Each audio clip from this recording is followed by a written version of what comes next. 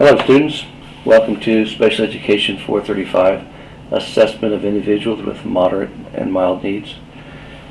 I want to explain how the class functions to help address some of the questions that have been asked. What opens up first is the home page. There's information here. Please be sure to read that. Most of it is just a welcome. Over on the left-hand side, this is the tab for the home page. And this is your toolbars, just like in Sakai. You've got your assignments, your discussions, which in Sakai is called forums. Here are the people who, as your classmates, your syllabus, and the modules, which are the lessons. Up here is the inbox, and this is where I want you to email me if you have any questions about this class. By using this inbox, it helps try to keep things organized for me. Now, here's the home page. Once again, we're back over on the left side toolbar.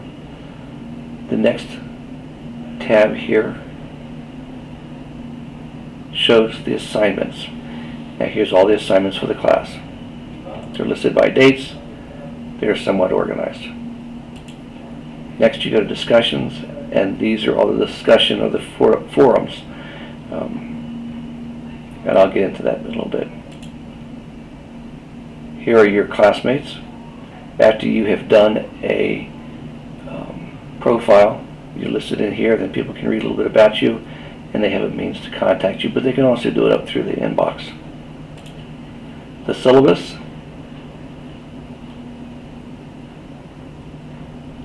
Here are all the assignments based on the syllabus. The syllabus is also in the modules, and I'll show you that in just a second. Now you go to the modules, and this is the way I would do the class. I would just go directly to this, because everything is right here. It goes by weeks. It's all spelled out pretty nicely. The first thing you're going to do is you're going to add a profile to introduce yourself.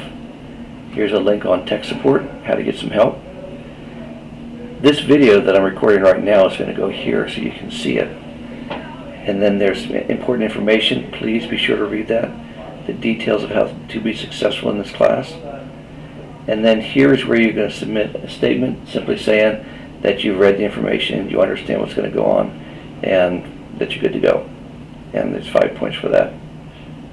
And then this is a survey. No right or wrong answers. Just simply complete it and then I'm going to collect some data off of it. The last thing during the first week is I want you to read the information under this module called Preparing for the Journey. And it just lays a foundation of what's open ed, why are we doing it, why isn't there a textbook, how do you do research and make sure that you're copyright free through the Creative Commons. What is a learning management system, which is Sakai, Canvas, Blackboard, they're all the same. They're awesome. To teach, I wouldn't teach without a learning management system. This has to do with higher ed and make sure that the class is built based on quality matters. Here's a description of how to develop an e-portfolio, which is what you will be doing for your assignments. You'll be developing an e-portfolio based on some information I'm about to show you. And then you have a survey. Please complete that survey. Again, no right or wrong answers. I just need you to do it. Now, at the beginning of next week, this is where you're going to start your assignments. Topic 1, go into assignments.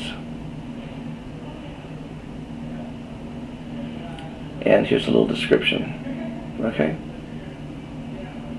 Here's some information down here. But this is where I want you to go. It's right here.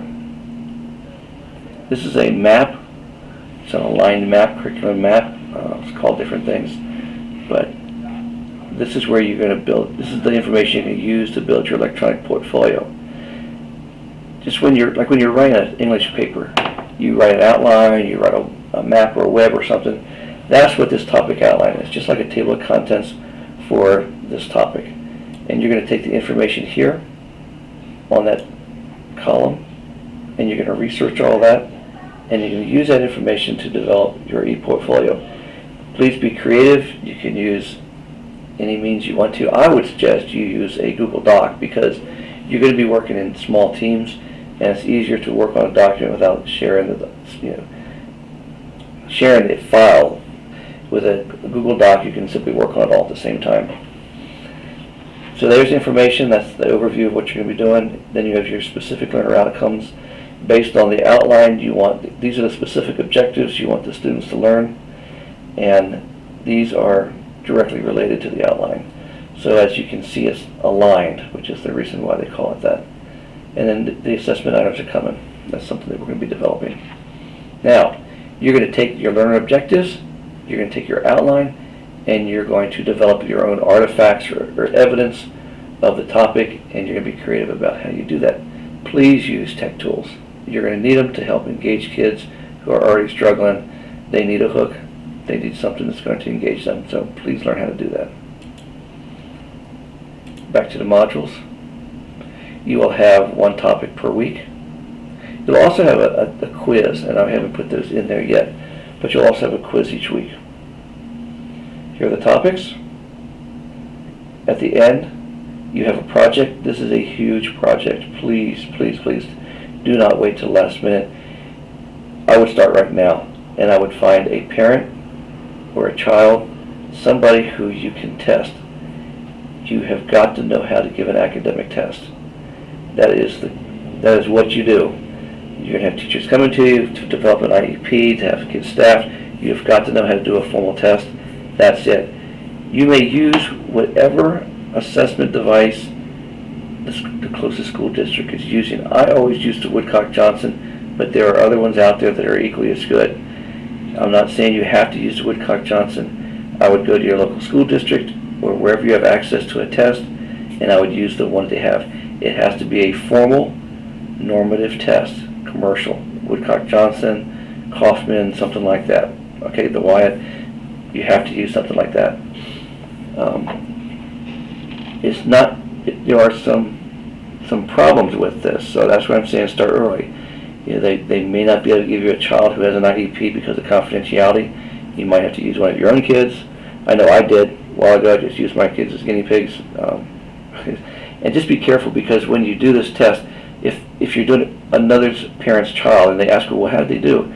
You know, you have to be careful, because you're not a trained tester, and the information may not be totally valid or accurate. And so please just do it for the sake of trying to get familiar with the test so that you can do it. I would highly encourage you to do it with a trained special education teacher who can show you the ropes. So everything I've just said takes quite a bit of planning. Start now. The other thing that you're going to need to do is you're going to have to write a summary report of your evaluations. Some students, you'll be including a behavior component to it. You may or may not, depends on whether behavior is a big deal. But if you can include that component as well, that's awesome. I can't emphasize enough how important it is that you learn how to do this. And because of confidentiality, I can't just assign you students or assign you anything. You're going to have to do it yourself and work through the school district and try to circumvent some of the red tape. But you are required to do this. So, and as you can see, it's also weighted pretty heavily. And you have a survey at the end. So please do that. Here are some resources. If you have any questions, please give me a call or email me, and we'll work them out quickly.